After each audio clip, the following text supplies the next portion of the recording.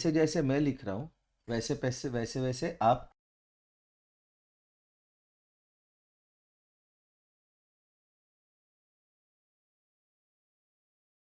आ रहा हूँ वो नोट्स आपको भी लिखने हैं। ठीक है, वीडियो पॉज कर लेना, साथ में लिखना। ठीक है, तो रेस्पिरेशन किस लिए एसेंशियल है? For survival of every living organism. Okay, तो लिविंग ऑर्गेनिज्म क्या करते हैं? एनर्जी प्रोड्यूस करते हैं।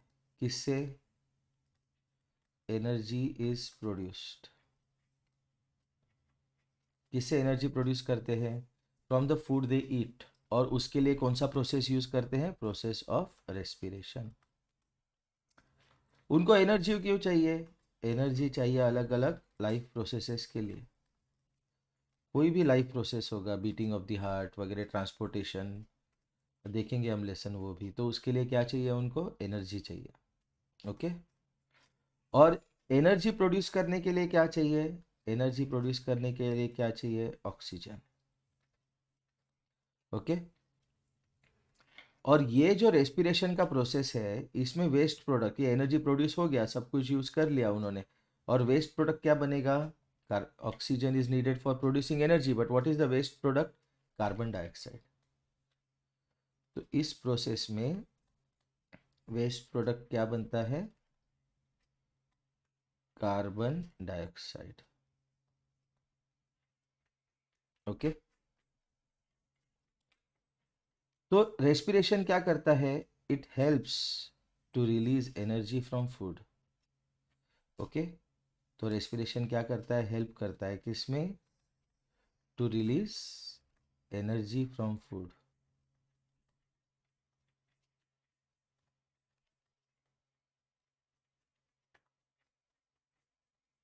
ओके,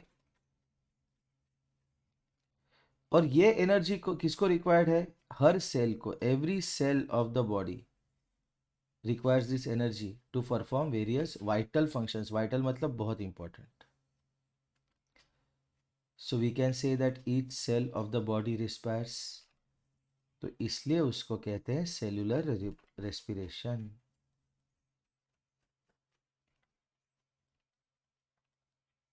पहले ही हमने डिस्कस कर लिया है कि respiration and breathing are two different processes. ठीक है, तो रेस्पिरेशन में क्या क्या आता है? एक आता है ब्रीदिंग और दूसरा आता है सेल्यूलर रेस्पिरेशन। ओके, ब्रीदिंग और सेल्यूलर रेस्पिरेशन के डिफरेंसेस हमने देखे हैं। ओके, तो ब्रीदिंग क्या होता है पहले वो देखते हैं अभी। ओके, ब्रीदिंग क्या होता है? Process of inhaling and exhaling of air. Process of inhaling and exhaling of air. Inhaling मतलब अंदर लेना, एक्सहेल मतलब बाहर देना, फेंकना। तो जब इनहेलेशन होता है, जब इनहेलेशन होता है तो क्या होता है? Air rich in oxygen body के अंदर आता है। तो एक्सहेलेशन के वक्त क्या होगा? एयर पुअर इन ऑक्सीजन नहीं लिखेंगे। एयर पुअर इन ऑक्सीजन बाहर ऐसे नहीं। Air rich in carbon dioxide will be given out during the process of exhalation। तो जो इनहेल्ड ऑक्सीजन है वो सप्लाई होता है बॉडी के सारे सेल्स को। तो इनहेलेशन में, ब्रीदिंग में, इनहेलेशन, इनहेलेशन में क्या मिला? ऑक्सीजन। वो ऑक्सीजन कहाँ गया? To different cells of the body. Different मतलब ऑल। ओके, और इसके बाद क्या होता है? एक्सहेलेशन। तो एक्सहेलेशन में क्या होगा? कार्बन डाइऑक्साइड जो सेल्स में बना, वो carbon dioxide thrown out, thrown out of the body. तो ब्रीदिंग का हेल्प कहाँ पे होता है? To supply oxygen to all cells of the body, removal of carbon dioxide from them. इतना ही प्रोसेस है ब्रीदिंग का, इनहेलेशन एंड एक्सेलेशन। ब्रीदिंग का प्रोसेस क्या है? ब्रीदिंग के प्रोसेस में क्या है? Supply oxygen, remove carbon dioxide, that's it. Supply oxygen कहाँ पे होगा? इनहेलेशन। रिमूव कार्बन डाइऑक्साइड कहाँ पे होगा? एक्सेलेशन। तो अभी तक जो किया हमने वो रिवाइज कर लेते हैं जल्दी से, ठीक है? Respiration in organisms, respiration and breathing are different processes. Respiration biological biochemical process है, ब्रीदिंग फिजिकल प्रोसेस है। रेस्पिरेशन से की ज़रूरत क्यों है? बिकॉज सर्वाइवल ज़रूरी है, हम मरना नहीं चाहते, सर्वाइवल ज़रूरी है। लिविंग ऑर्गेनिजम्स क्या प्रोड्यूस करते हैं? एनर्जी। कहाँ से प्रोड्यूस करते हैं? फ्रॉम द फूड दे ईट। और उसके लिए कौन सा प्रोसेस रिक्वायर्ड है? रेस्पिरेशन का प्रोसेस। लिविंग ऑर्गेनिजम्स को एनर्जी क्यों चाहिए? लाइफ प्रोसेसेस परफॉर्म करने के लिए, लाइफ प्रोसेसेस परफॉर्म करने के लिए। उसके लिए क्या चाहिए? Oxygen. Okay, for producing energy, ठीक है? और इसमें वेस्ट प्रोडक्ट क्या बनता है?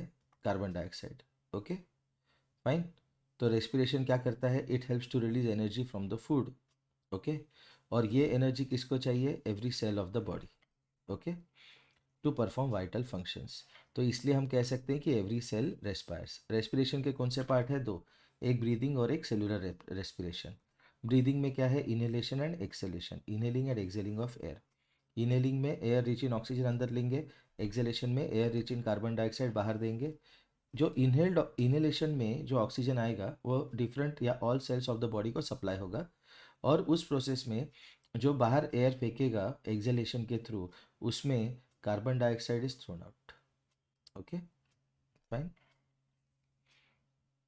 तो ब्रीदिंग का हेल्प कहाँ पे होता है? सप्लाई ऑक्सीजन, और दूसरा removal of carbon dioxide. Okay, ये थोड़ा सा हिल गया वो। ओके, यहाँ पे होना चाहिए तो वहाँ पे चला गया, भाग गया वो।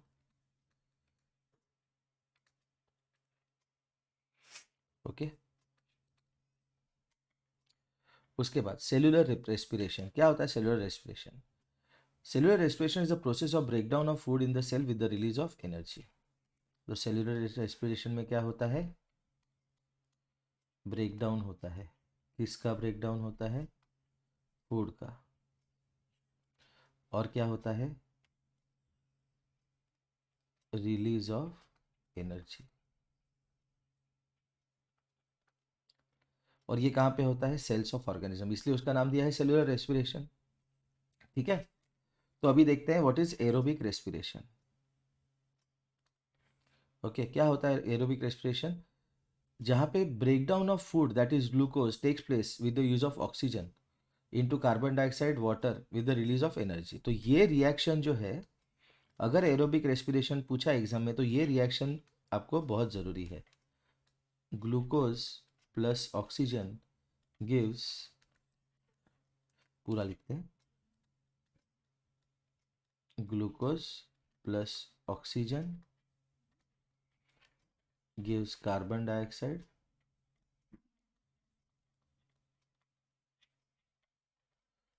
Plus water plus energy, energy, ठीक है? तो ये क्या होता है? Breaking of glucose, breakdown of glucose कब? जब ऑक्सीजन है तब। तो एन एरोबिक रेस्पिरेशन क्या होगा? अन एरोबिक या एन एरोबिक रेस्पिरेशन क्या होगा? ठीक है, it is process of breaking up of glucose in the absence of oxygen. ठीक है, ये दो जगह पे होता है। देखो अभी जो हमारे टेक्स्ट बुक में है उसके अनुसार एक यीस्ट में होता है और एक बॉडी मसल्स में होता है।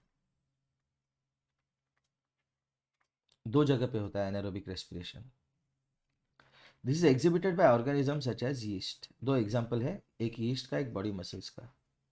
तो जब एनारोबिक रेस्पिरेशन होता है तो glucose is not broken down completely into carbon dioxide and water.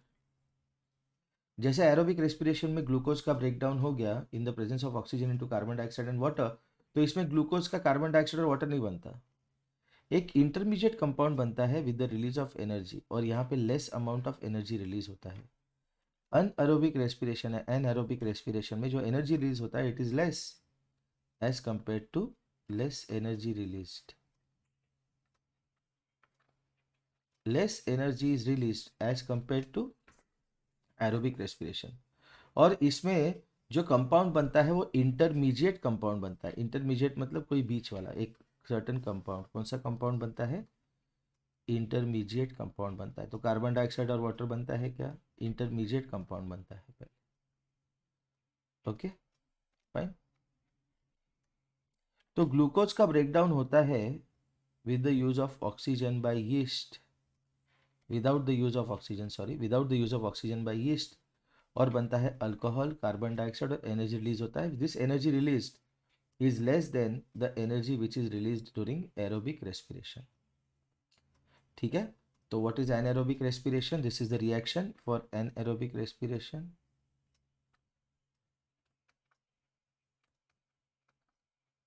क्या है रिएक्शन anaerobic respiration का? कि glucose is broken down without the use of oxygen, say for example by yeast, and what is produced? Alcohol plus carbon dioxide plus energy. ठीक है, तो अनएरोब्स क्या होते हैं? अनएरोब्स वो होते हैं, वो ऑर्गेनिजम्स होते हैं। अनएरोब्स क्या होते हैं? ऑर्गेनिजम्स होते हैं। वो ऑर्गेनिज्म जो अनएरोबिक रेस्पिरेशन परफॉर्म करेंगे उनको कहते हैं anaerobes, which can survive in the absence of air, that is free oxygen. Air में होता है free oxygen. Okay fine. Okay, तो यीस्ट क्या होता है? यीस्ट एक यूनिसेल्युलर सिंगल सेल्ड ऑर्गेनिज्म है। यूनिसेल्युलर मतलब सिंगल सेल। और ये क्या करते हैं? Respire anaerobically. अगर एग्जाम में यीस्ट के बारे में आपको नोट आया तो ये सब लिख देना जो अभी बता रहा हूँ। उसके अलावा ये वाला एनएरोबिक रेस्पिरेशन का रिएक्शन लिख देना।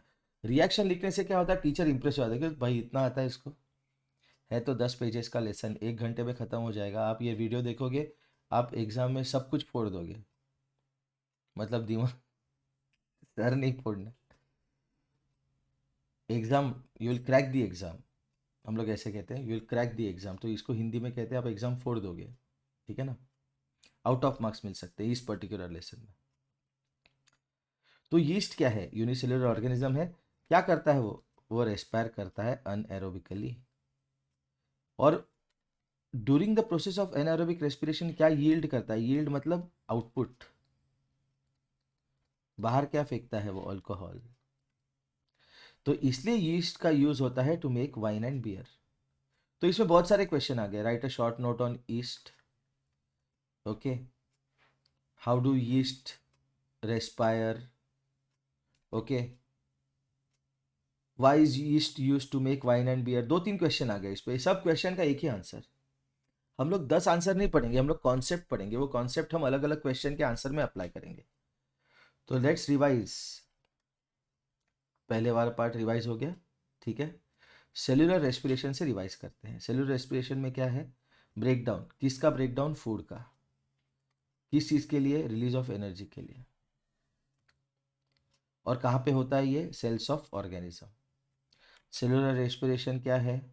ब्रेकडाउन है। किस चीज़ का ब्रेकडाउन? फूड का। उससे क्या होगा? एनर्जी रिलीज होगा। कहाँ पे होता है ये? Cells of organisms, all organisms. Aerobic respiration का क्या है? ऑक्सीजन के प्रेजेंस में होता है। आउटपुट, उसके बाद क्या मिलता है? कार्बन डाइऑक्साइड, वाटर और एनर्जी। ओके, एनएरोबिक रेस्पिरेशन में क्या है? Process of breaking up of glucose in the absence of oxygen. Breaking up of glucose in the absence of oxygen. ठीक है, और ये कौन एग्जिबिट करता है? Organism such as yeast. Okay, तो इसमें ग्लूकोज कंप्लीटली ब्रेक डाउन नहीं होता into carbon dioxide and water. ठीक है, क्योंकि ऑक्सीजन ही नहीं है। ठीक है, तो इसमें जो ब्रेकडाउन होता है वो कंप्लीटली नहीं होता, और इसमें एक इंटरमीडिएट कंपाउंड बनता है और less amount of energy release होता है। इसका reaction glucose breaks down without the use of oxygen, और ये यीस्ट करता है और रिलीज करता है alcohol, carbon dioxide, energy. Anaerobes क्या होते हैं? वो organisms which can survive without oxygen और in the absence of air which has free oxygen are called anaerobes. Yeast क्या होता है? यीस्ट एक यूनिसेल्युलर सिंगल सेल्ड ऑर्गेनिज्म है। यूनिसेल्युलर मतलब सिंगल सेल्ड, इसलिए ब्रैकेट में लिखा है। ऐसे नहीं लिख सकते यूनिसेल्युलर सिंगल सेल्ड, ऐसे नहीं होता वो तो ऐसे हो गया, I have 2 daughters and both are girls, ठीक है ना, ऐसे नहीं होता। तो यूनिसेल्युलर मतलब सिंगल सेल्ड, ये आपको एक्सप्लेन करने के लिए ब्रैकेट में लिखा हुआ है। आपको एक लिखना है एग्जाम में तो ब्रैकेट में ही लिखना है, ऐसे मत yeast are unicellular and single celled. I am a boy and hence I am a human being, ऐसे हो गया वो। So you are a boy, so you don't have a tail. So it's obvious that you are a human being. Okay, I mean, when you say a boy, boy is for a human being. Anyway, let's not get into that. So they respire anaerobically. During the process of anaerobic respiration, yield क्या होता है? Output क्या निकलता है? Alcohol. तो इसलिए yeast का use कहाँ होता है? To make wine and beer. Anaerobic respiration in human muscles. Okay, मैंने बताया था अनएरोबिक रेस्पिरेशन टेक्स्ट बुक में 2 जगह पे दिया हुआ है। एग्जाम्पल उसका एक यीस्ट का, एक ह्यूमन मसल्स में। तो जब हम फास्ट रन करते हैं या हेवी एक्सरसाइज करते हैं तो हमें शॉर्ट टर्म के लिए बहुत सारी एनर्जी लगती है। ओके, और तब मसल्स फेस करते हैं temporary deficiency of oxygen. Deficiency मतलब कमतरता, कमी। It is then that they undergo anaerobic respiration, ठीक है। लेकिन मसल्स में जब अनएरोबिक रेस्पिरेशन होता है तो ग्लूकोज जो है मसल्स में, in the absence of oxygen, it breaks down into lactic acid. ये नया वर्ड है, लैक्टिक एसिड, और एनर्जी निकलता है। तो इसलिए शॉर्ट टर्म में एनर्जी निकल जाता है, ठीक है, अपना काम बन जाता है। लेकिन जो लैक्टिक एसिड है वो डिपॉजिट हो जाता है मसल्स के वहां पे, गेट्स डिपॉजिटेड, और इसलिए वहां पे बनते हैं क्रैम्प्स। तो आपके मसल में क्रैम्प आ गए अगर ज़्यादा भागने से, इसका मतलब आपके मसल में लैक्टिक एसिड डिपॉजिट हो गया। ओके, एक्यूमुलेशन, जमा होना। Muscle cramps are caused by accumulation of lactic acid. अगर सफिशिएंट सप्लाई ऑफ ऑक्सीजन हो गया तो lactic acid breaks out into carbon dioxide and water. जब सफिशिएंट सप्लाई ऑफ ऑक्सीजन होगा, आप देखो कि क्रैम्प्स हो गए, थोड़ी देर में क्रैम्प्स चले गए, क्यों? If there is sufficient supply of oxygen, lactic acid breaks down into carbon dioxide and water, after that person gets relief from cramps, ठीक है। नेक्स्ट, ब्रीदिंग रेट क्या होता है? एक ब्रेथ मतलब क्या? 1 इनहेलेशन एंड 1 एक्सहेलेशन। तो कितनी बार करता है 1 inhalation and 1 exhalation, number of times in a minute, is called breathing rate. क्या होता है breathing rate? It is a number of times inhalation and exhalation takes place in a minute. तो जो air है वो कहाँ पे एंटर करता है? अपने नेसल कैविटी में, और नेसल कैविटी से वो जाता है लंग्स में थ्रू विंड पाइप। मतलब एयर,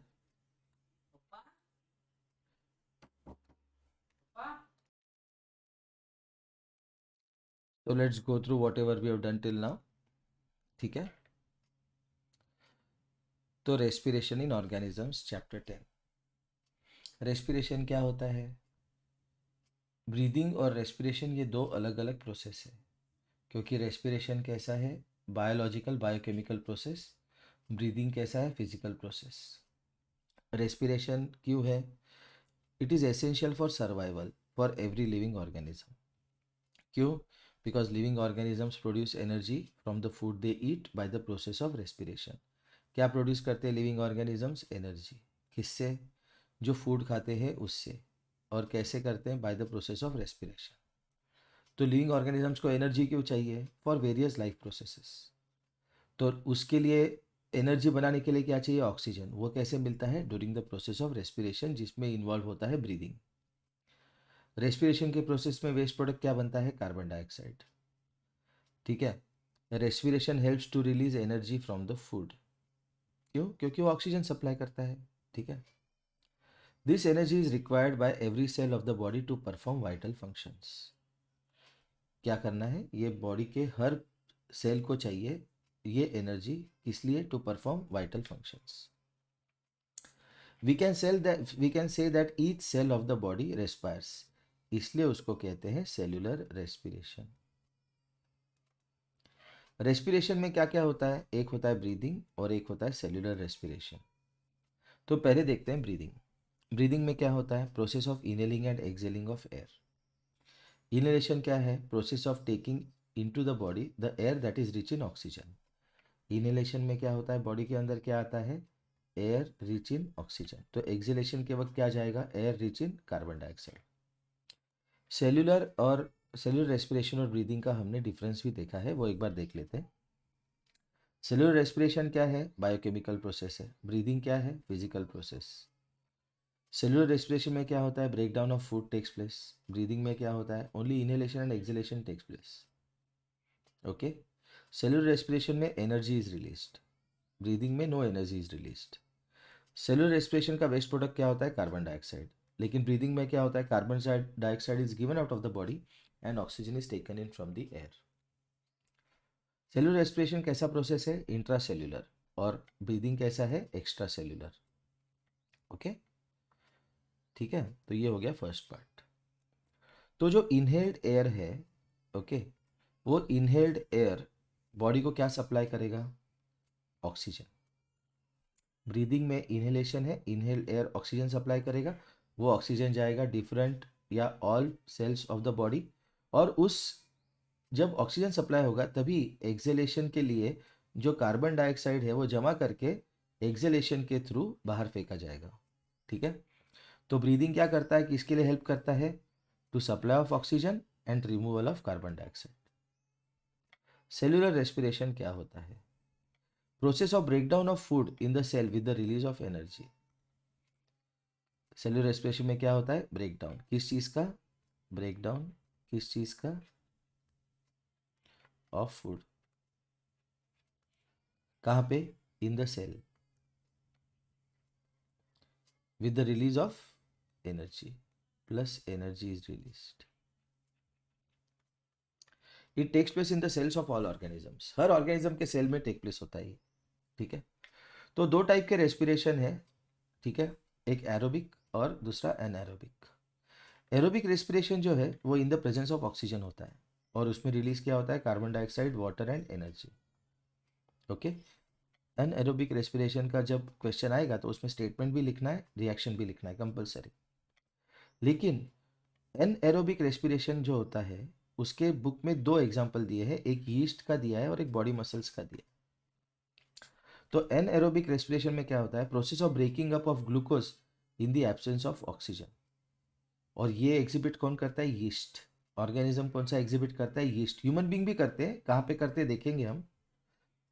तो ग्लूकोज जो है it is not broken down completely into carbon dioxide and water. तो क्या बनता है? इंटरमीडिएट कंपाउंड बनता है। ये इंटरमीडिएट कंपाउंड जो बनता है उसके साथ एनर्जी रिलीज होता है, लेकिन less amount of energy release होता है। तो एनएरोबिक रेस्पिरेशन में जो एनर्जी रिलीज होता है that is less as compare to aerobic respiration. इसका रिएक्शन दिया है ग्लूकोज। एनएरोबिक रेस्पिरेशन का रिएक्शन दिया हुआ है। Glucose breaks down without the use of oxygen by yeast and gives alcohol, carbon dioxide and energy. Okay. तो अनएरोब्स क्या होते हैं? ये ऑर्गेनिजम्स होते हैं। ये ऑर्गेनिजम्स क्या करते हैं? They can survive without air, in the absence of air, और एयर में क्या होता है? Free oxygen. इनको कहते हैं एनएरोब्स। यीस्ट। यीस्ट क्या होता है? यीस्ट एक यूनिसेल्युलर ऑर्गेनिज्म है। यूनिसेल्युलर मतलब सिंगल सेल्ड, इसलिए ब्रैकेट में लिखा है। यीस्ट एक यूनिसेल्युलर ऑर्गेनिज्म होता है जो रेस्पायर करता है अनएरोबिकली, और during the process of anaerobic respiration they yield alcohol. हमने रिएक्शन ही देखा है ग्लूकोज का, जब ब्रेकडाउन होता है without the use of oxygen तो बनता है अल्कोहल। इसलिए यीस्ट का जो यूज है it is use to make wine and beer. Okay. Anaerobic respiration in human beings. तो जब हम एक्सरसाइज करते हैं या भागते हैं तो क्या होता है? We face a temporary deficiency of oxygen. हमें एनर्जी चाहिए और ऑक्सीजन कम है। तो उस वक्त अपने जो मसल्स हैं वो मसल्स अंडरगो करते हैं एनएरोबिक रेस्पिरेशन। ओके। तो ग्लूकोज जो है मसल्स में जो ग्लूकोज है इन the absence of oxygen it produces lactic acid and energy. ये नया वर्ड है लैक्टिक एसिड। तो ये जो लैक्टिक एसिड है ये जमा हो जाता है, जमा होना मतलब एक्यूमुलेट होना, और एक्यूमुलेट होने के वजह से अपने को होते हैं क्रैम्प्स। ओके, तो muscle cramps are caused by accumulation of lactic acid. If there is sufficient supply of oxygen, lactic acid breaks down into carbon dioxide and water. जब sufficient supply हो जाएगा ऑक्सीजन का तो लैक्टिक एसिड का क्या होगा, it will break down into carbon dioxide and water, और तभी पर्सन को रिलीफ मिलेगा। ठीक है। ब्रीदिंग रेट क्या होता है, एक ब्रीथ मतलब क्या, inhalation and exhalation, one inhalation and one exhalation means one breath. तो एक मिनट में कितना इनहेलेशन और एक्सहेलेशन करेंगे, that will decide your breathing rate. एक ब्रीदिंग रेट, सॉरी मिनट में, breathing rate is the number of times a person breathes in a minute. Okay, air from the nostril enters our nasal cavity, from the nasal cavity the air reaches our lungs through wind pipe. तो जो air है, ठीक है, वो nostrils के through nasal cavity में enter करेगा, वहां से विंड पाइप में जाएगा, वहां से लंग्स में जाएगा, और लंग्स में होते हैं अल्वियोलाई। ये 10th स्टैंडर्ड का कॉन्सेप्ट है, इंफॉर्मेशन है। कॉन्सेप्ट क्या है बायो में, तो इट इज जस्ट इंफॉर्मेशन। ठीक है ना। अल्वियोलाई वो जगह है जहाँ पे exchange of gases take place, oxygen मिलता है बॉडी को और कार्बन डाइऑक्साइड बॉडी से लंग्स में जाता है, फिर एक्सहेलेशन में बाहर फेंका जाता है। तो जो लंग्स है वो क्या है देखो, तो यहाँ पे मैंने बताया था कि लंग एक लंग फंग सूप करके है, जो बॉम्बे में चाइनीज ऐसे स्पेलिंग लिखते हैं, या चाइनीज ऐसे स्पेलिंग लिखते हैं, चाइनीज के ठेले पे मिलता है। ठीक है, कभी कभी मराठी में या हिंदी में लिखते हैं तो चाय नीज ऐसे भी लिखते हो। एक तो मैंने स्टॉल देखा था कहीं, तो आई थिंक नागपुर में, तो फेसबुक पानीपुरी,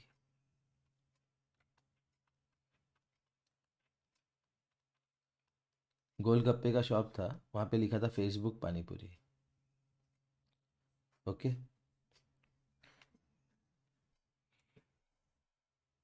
गूगल चाट। मेरे भांजे के बॉस का बेटा है, बंगाली है वो, उसका नाम है ओजोन। तो पार्टी में गए थे हम, उसको पूछा तेरा नाम क्या है, बोलता है ओजोन, ओजोन बैनर्जी। मैंने बोला तेरी सिस्टर का नाम क्या है, ऑक्सीजन बैनर्जी। कुछ भी नाम रखते। तो लंग्स, लंग्स कितने होते हैं, दो। लंग्स में होते हैं ब्रोंकियोल्स, लंग्स होते हैं दो, उसमें होते हैं ब्रोंकियोल्स। ये ब्रोंकियोल्स है विंड पाइप के छोटे ब्रांचेस। लंग्स में होते हैं एयर सैक्स। ठीक है, स्ट्रक्चर ऑफ लंग कैसे होता है, soft spongy and cone shape. जो लोअर सरफेस ऑफ लंग है वो कॉनकेव होता है ऐसे। ठीक है, क्यों, क्योंकि उसके नीचे होता है डायफ्राम। ओके, तो डायफ्राम क्या करता है, वो जब ऐसे होगा डायफ्राम, जब ऐसे हो जाएगा डायफ्राम, चेंज करेगा शेप, तो एयर बाहर फेंकेगा, जब रिलैक्स होगा तो एयर अंदर आएगा। ठीक है, जो राइट लंग है वो लेफ्ट लंग से बड़ा है, क्यों, राइट लंग में है 3 लोब्स, लेफ्ट लंग में है 2 लोब्स। ठीक है, इस फोटो को थोड़ा बड़ा कर लेते हैं। Parts of human respiratory system,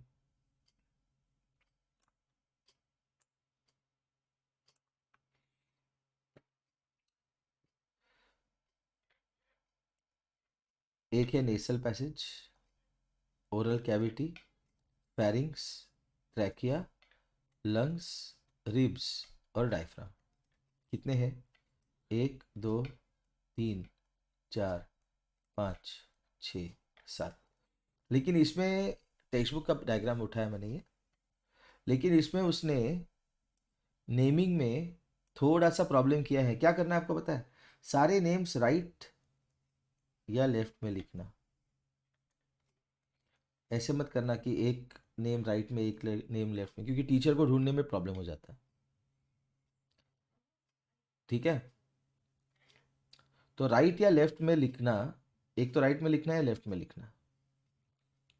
और उससे अच्छा तो ये है कि जैसे मैंने नंबर किए वैसे नंबर कर देना, तो आपको पता चल जाएगा 1 2 3 4 5 6 7 है, और नीचे उसका की दे देना, 1 is nasal passage, second is oral cavity. ठीक है, देयर आर टू ऑप्शंस। तो parts of human respiratory system क्या क्या है? एक है नेसल पैसेज, एक ओरल कैविटी, एक pharynx, trachea, lungs, ribs and diaphragm. Ribs क्या करते हैं? एक ऐसा केज टाइप है, वो लंग्स को प्रोटेक्ट कर रहे हैं। सब जो अपने बॉडी ऑर्गन से वाइटल, उनको रिब्स प्रोटेक्ट कर रहे हैं। ठीक है, तो पिक्चर में दिखाते हैं, जैसे गोलमाल में वगैरह या फिर साउथ के पिक्चर में, वो रिब्स पे ऐसे पंच मारता है हीरो और मुंह से खून निकलता है। ऐसे कुछ होता नहीं है एक्चुअली रियल लाइफ में, लेकिन फिर भी दिखाते हैं ऐसे। ठीक है ना? तो parts of human respiratory system क्या क्या है? नेसल पैसेज है, ओरल कैविटी है, फेरिंग्स है, ट्रैकिया है, लंग्स है, रिब्स है, डायफ्राम। डायफ्राम देखते हैं पहले। तो डायफ्राम क्या है? एक मस्कुलर वॉल है। क्या है डायफ्राम? डायफ्राम एक मस्कुलर वॉल। ये क्या करता है? ये चेस्ट कैविटी को सेपरेट करता है एब्डोमेन से। एब्डोमेन मतलब नीचे का पार्ट। देखो ये शेप है डायफ्राम का। जब डायफ्राम अपवर्ड मूव होगा, ओके, तो क्या होगा? जब डायफ्राम अपवर्ड मूव होगा तो क्या होगा? सो बेसिकली डायफ्राम जो है ये मस्कुलर वॉल है। ठीक है, diaphragm is a muscular wall. ये क्या करता है? ये सेपरेट करता है किसको? चेस्ट कैविटी को सेपरेट करता है एब्डोमेन से। तो diaphragm moves upwards and downwards.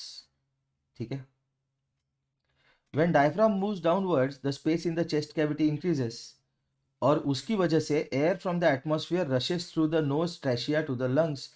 ये इनहेलेशन और इंस्पिरेशन। जब डायफ्राम नीचे मूव होगा तो उस कैविटी में जगह बनेगा, तो जब एयर है एटमॉस्फेयर का, वो अंदर आएगा, और इस प्रोसेस को कहते हैं इनहेलेशन। ओके, और उसका एयर का पाथ तो सेम ही है, नॉस्ट्रिल्स हमने देखा था अभी। देखो कैसे एयर करता है एंटर। एयर एंटर कैसे करता है? नॉस्ट्रिल से, नेसल कैविटी से, विंड पाइप से, लंग्स। ओके,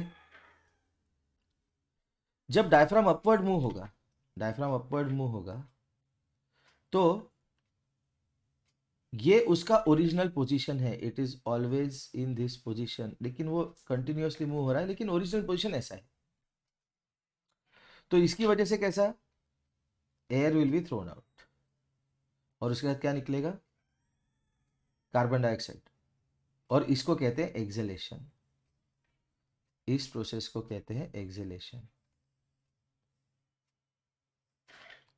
तो जो muscles of the chest cavity है और जो रिब्स है, वो भी हेल्प करते हैं for the process of breathing along with the diaphragm. तो अगर पूछा ब्रीदिंग के प्रोसेस में कौन कौन हेल्प कर रहा है, तो आंसर है ribs, muscles and diaphragm. Muscles in the chest cavity. Okay, next देखते हैं हम रिब्स। रिब्स क्या है? Ribs form the rib cage. Rib cage मतलब एक सॉर्ट ऑफ केज। ठीक है ना? यहाँ पे देखो, यहाँ पे पूरा एक्सप्लेनेशन दिया हुआ है। ओके, ये है डायफ्राम मूव्स डाउन, और ये है डायफ्राम मूव्स बैक। ओके, तो ये जो रिब केज है, ये क्या करता है? It encloses the chest cavity. Chest cavity को एनक्लोज करता है, मतलब उसको प्रोटेक्ट करता है, ऐसे कवर कर लेता है वो। During inhalation ribs move up and outward and diaphragm moves down. तो इनहेलेशन में टेबल बना लेते हैं हम।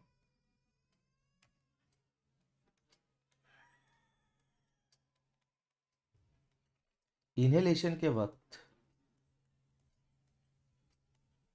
डायफ्राम एंड रिब केज, इनका मूवमेंट कैसा है वो देखते हैं। During the process of inhalation diaphragm moves down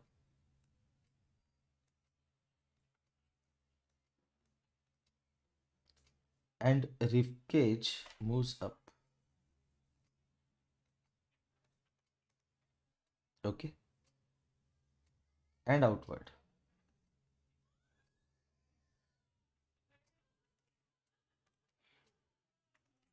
उसके बाद इस वजह से क्या होगा, जो चेस्ट कैविटी है उसका स्पेस बढ़ेगा एंड एयर रशेस इन।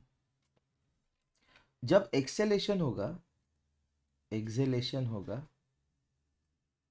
तो डायफ्राम क्या करेगा, moves down, sorry moves up. Acceleration के वक्त डायफ्राम मूव्स अप। और रिपकेज कैसे मूव करेगा, it moves down and inward.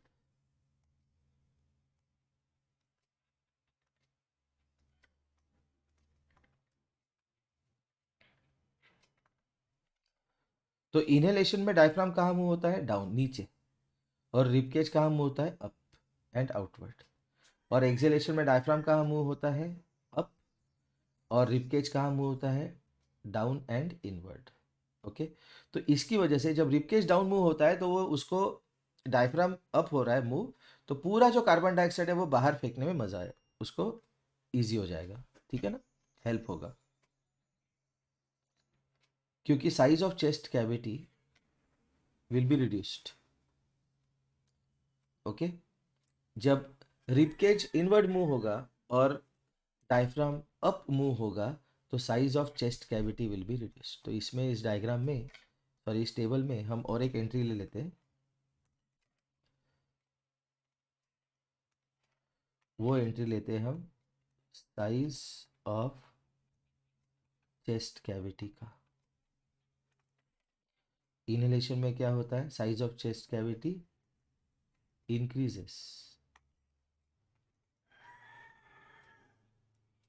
और एक्सेलेशन में size of chest cavity reduces. Okay. Next, breathing in other animals. बाकी एनिमल्स में ब्रीदिंग कैसे हो रहा है, तो जैसे गोट, काउ, डॉग और डियर है जो लैंड पे लिव करते हैं, उनमें लंग्स है, तो ऐसे ही हमने जो पढ़ा वैसे ही होता है उनका breathing. These animals breathe like a man. लेकिन जो इंसेक्ट्स है और अर्थवर्म्स है विच लिव ऑन लैंड, उनको लंग्स नहीं रहते। For example cockroach. तो कॉकरोच में, insects like cockroach, housefly, moth have a special network of tubes which is called trachea. Okay, network of tubes के थ्रू उनका ये प्रोसेस होता है, नेटवर्क ऑफ ट्यूब्स, जिसको कहते हैं ट्रैकिया, जिसका प्लूरल है ट्रैकिए। जो स्पिराकल्स है, they are the openings of the tracheal tubes. Spiracles क्या है, स्पिराकल्स क्या है, they are the openings of tracheal tubes. और ये स्पिराकल्स के थ्रू एयर अंदर आता है और बाहर जाता है।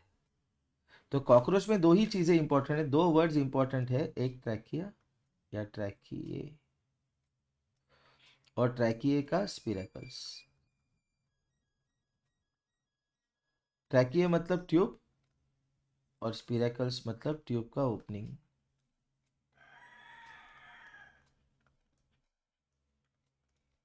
Okay. Next, earthworm. Earthworm and leeches absorb the atmospheric oxygen through the moist and slimy skin. Earthworm and leches क्या करते हैं, एब्जॉर्ब करते हैं। क्या एब्जॉर्ब करते हैं, एटमॉस्फेरिक ऑक्सीजन। कैसे, through the moist and slimy skin. उनका थोड़ा सा स्टिकी टाइप ऑफ स्किन रहता है, उसको स्लाइमी स्किन कहते हैं। जो फ्रॉग्स है वो भी ब्रीथ करते हैं through their skin which is moist and slippery. लेकिन फ्रॉग्स में पेयर ऑफ लंग्स भी होते हैं like human being. Frogs also have a pair of lungs like human beings. Gills क्या होते हैं, गिल्स एक स्पेशल रेस्पिरेटरी ऑर्गन होता है, ठीक है। और वो कहाँ प्रेजेंट होता है, प्रॉन्स में, टैडपोल ऑफ फ्रॉग में और फिशेस में। ओके। गिल क्या है, एक स्पेशल रेस्पिरेटरी ऑर्गन है, कहाँ प्रेजेंट है वो, प्रॉन में, टैडपोल्स ऑफ फ्रॉग में और फिशेस में। स्ट्रक्चर ऑफ गिल कैसे होता है, स्ट्रक्चर ऑफ गिल होता है कोम्ब लाइक, जैसे हमारा कोम्ब होता है वैसे, यहाँ पे दिखा है देखो गिल्स। और वो होते हैं deep red in colour. They are present on either side of the head. Okay, fine. तो ये कहाँ पे होता है? बेसिकली गिल्स कहाँ पे होते हैं? Gills are present on either side of the head. Gills are present in, where are they present? Gills are present in the animals or aquatic animals like prawn, उसके बाद tadpoles of frog, fishes. Okay, और gills क्या होते हैं? Comb like structure होते हैं जो deep red in colour होते हैं. फिश में they are present on either side of the head. तो एक चीज होता है ओपरक्यूलम. क्या होता है? ओपरक्यूलम.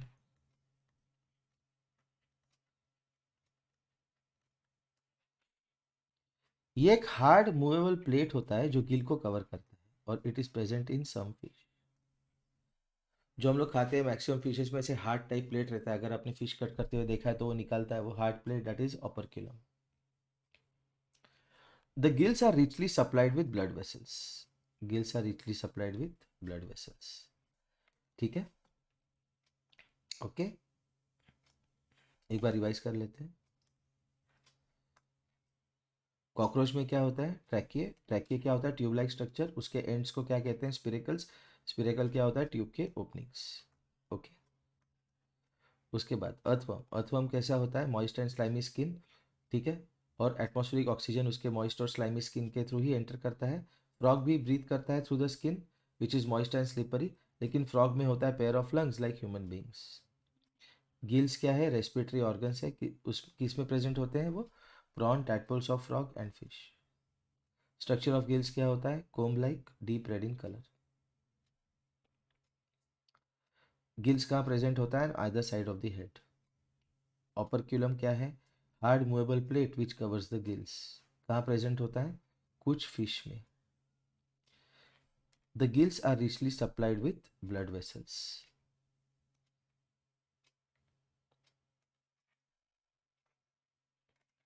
नेक्स्ट देखते हैं हम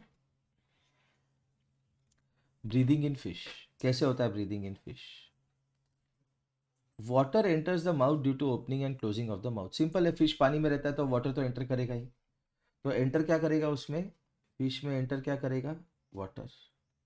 वो वाटर कहाँ पे जाएगा? गिल्स पे. गिल्स को क्या करेगा? वो बेथ करेगा. This water bathes the gills और ये पास आउट करता है through the opening of the operculum. Okay, mouth के थ्रू एंटर करता है. एंटर कहाँ से करता है? माउथ से. क्या करता है? वाटर. ठीक है, गिल्स पे जाएगा, गिल्स को बेथ करेगा और बाहर कैसे निकलेगा? Out. Out is coming out through the opening of the operculum. ये जब गिल्स के थ्रू पास करेगा वाटर तो क्या करेगा वो? Exchange of gases. Exchange of gases करेगा. क्यों? जो एयर है वाटर में डिजॉल्व, वो प्रोवाइड करेगा oxygen to the blood present in the gills. अभी हमने बताया था gills are supplied with blood vessels, richly supplied with blood vessels. तो गिल्स में जो ब्लड वेसल्स है, वो जो ब्लड है वहां पे क्या होगा? जो पानी में डिजॉल्व एयर है उसके अंदर डिजॉल्व जो ऑक्सीजन है वो ब्लड वेसल्स के थ्रू ब्लड में मिक्स हो जाएगा, सप्लाई होगा. Okay, it provides oxygen to the blood present in the gills. At that time carbon dioxide which was present in the blood diffuses from the blood into the flowing water. तो carbon dioxide कैसे निकलता है बाहर? Diffuse के through, by the process of diffusion.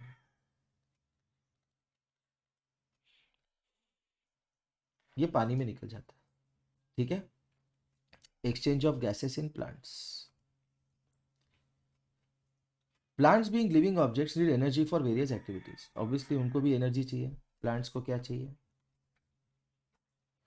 Plants को क्या चाहिए? Energy.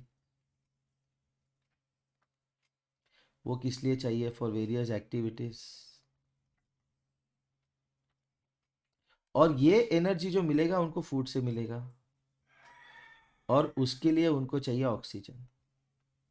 क्यों? फूड से एनर्जी ब्रेक करने के लिए, फूड को ब्रेक करने के लिए उनको ऑक्सीजन चाहिए.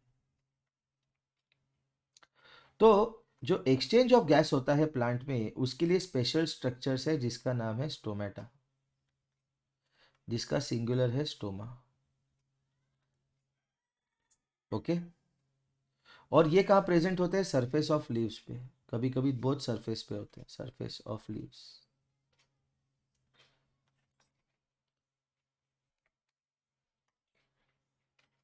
तो स्टोमेटा क्या है? It is composed of an opening surrounded by two cells called guard cells.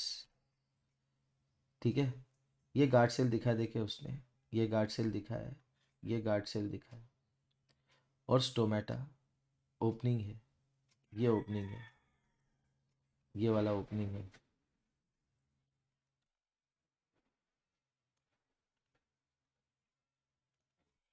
This is the opening. तो जो एक्सचेंज ऑफ गैसेस होता है, it takes place through opening of stomata. ये ओपनिंग्स के थ्रू क्या होगा? Exchange of gases. Okay. The root cells which remain inside under the ground also need oxygen to generate energy. ये जो root cells है, ये जो रूट सेल्स है, ये ग्राउंड के अंडर है, उनको भी चाहिए ऑक्सीजन टू जनरेट एनर्जी। तो कहाँ से लेते हैं? They take up air from the air spaces present between the soil particles. ये सॉइल पार्टिकल्स दिखा है उसने, ये रूट का हेयर दिखा है उसने, और ये एयर स्पेस दिखा है उसने।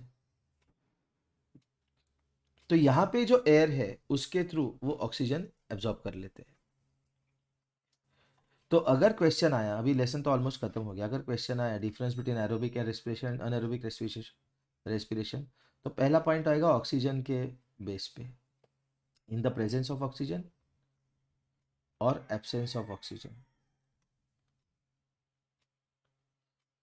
दूसरा पॉइंट आएगा एनर्जी का, हाई या मोर और लेस। तीसरा पॉइंट आएगा ब्रोकन इनटू व्हाट, यहाँ पे कार्बन डाइऑक्साइड प्लस ऑक्सीजन बनता है। ठीक है, कार्बन डाइऑक्साइड, ऑक्सीजन में carbon dioxide plus H2O plus water plus energy. लेकिन अनएरोबिक रेस्पिरेशन में क्या बनता है? Broken into alcohol. उसके बाद उनका रिएक्शन आएगा, जो रिएक्शन मैंने बताया था वो दो रिएक्शन लिख लें। और दोनों में सिमिलैरिटीज अगर पूछे, ये अलग क्वेश्चन है, सिमिलैरिटीज, तो दोनों में एनर्जी बनता है और दोनों में कार्बन डाइऑक्साइड बनता ही है। ओके। एक क्वेश्चन देखते हैं, why do we sneeze when we inhale a lot of dust laden air? क्यों? क्योंकि जब हम डस्ट लेडन एयर को इनहेल करेंगे तो क्या होगा? जो नेसल कैविटी है उसका जो लाइनिंग मतलब बॉर्डर है, ओके, उसमें जाके वो इरिटेट करते हैं। कौन? Dust particle.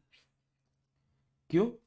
वहां पे नेजल हेयर होता है, नेसल कैविटी के लाइनिंग पे होता है नेसल हेयर, तो ये डस्ट पार्टिकल जाके उसको इरिटेट करते हैं। तो जब हम स्नीज करते हैं तो we get rid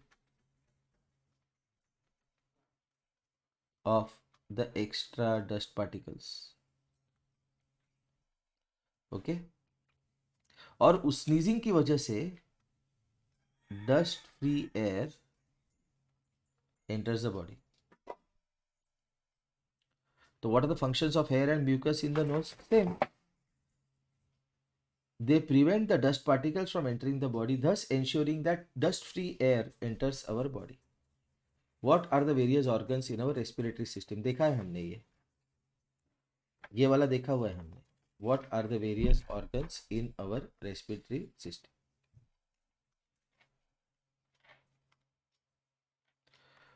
What is the percentage of oxygen in inhaled air and exhaled air? ये नया क्वेश्चन है, इंपॉर्टेंट है ये. ओके.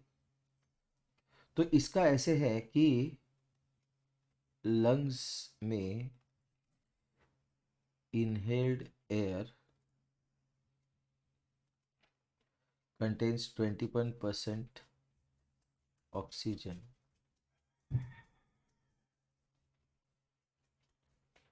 and 0.04% carbon dioxide. और जो एक्सेल्ड एयर है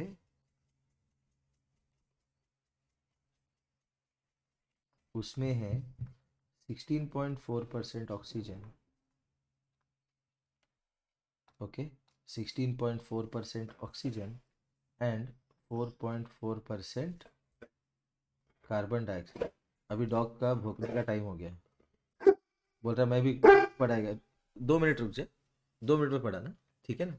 लेसन खत्म होने जाने दे, फिर तू पढ़ाना, बराबर है कि नहीं. अभी वो जो पढ़ाएगा तुमको समझने वाला है क्या, नहीं ना, तो उसको लेसन खत्म होने के बाद पढ़ाने को बोलते हैं, है कि नहीं. What is the importance of breathing, तो इसका शुरुआत होगा. Breathing is a part of respiration.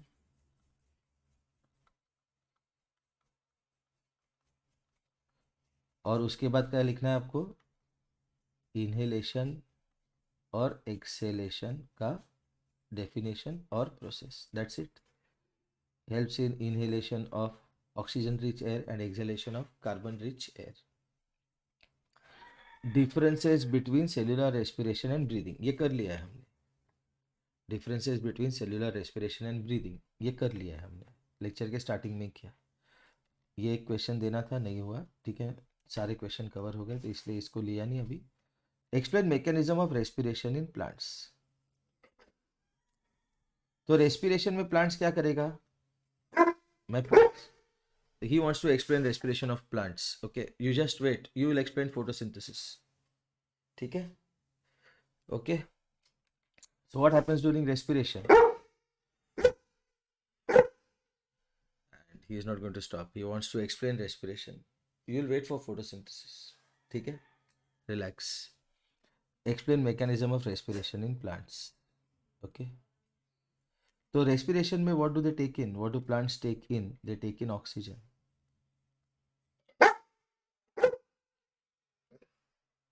What do they give out, they give out carbon dioxide. Point wise लिखना है, ठीक है. तो what happens in the cells, oxygen is used to break down glucose into carbon dioxide and water. उसके बाद क्या होगा, एक इंपॉर्टेंट पार्ट है कि in plants each part can take in oxygen and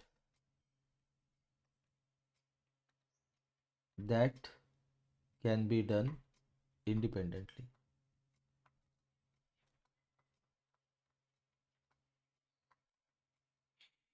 Okay, each part can take in oxygen, और यहाँ पे लिख देते हैं and release carbon dioxide.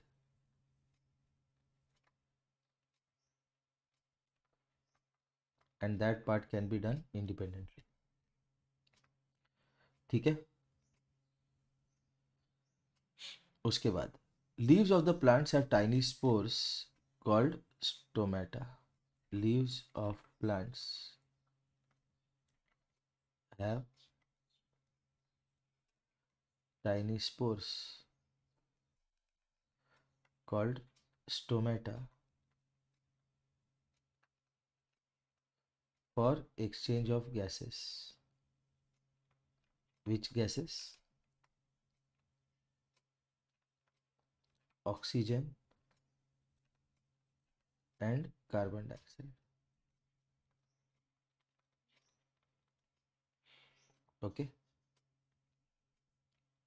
Root cells need oxygen, okay, to generate energy. और ये कहाँ से एब्जॉर्ब करते हैं, from the air trapped in the dust soil particles. Okay, they take up, they मतलब root, root cells take up the air trapped in soil particles.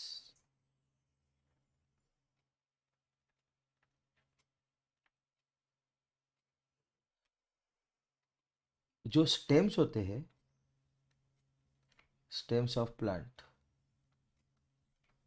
have tiny pores called lenticels which help in exchange of gases.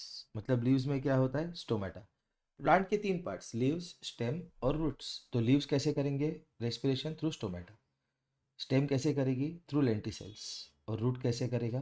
From trapped air in the soil particles which help in exchange of gases, which help in exchange of gases. ठीक है. So this brings us to the end of the lecture. Okay. अगर आपको अच्छा लगा तो comment करना. ठीक है. कुछ और आपको लगा कि गलत है तो आप उसमें कमेंट करके बता देना. Okay. Because I am not saying I am 100% right. It's possible कि मेरे कुछ मिस्टेक्स हुए होंगे. तो रेक्टिफाई करने के लिए आप मुझे सजेशंस दे देना. ठीक है. Thanks a lot.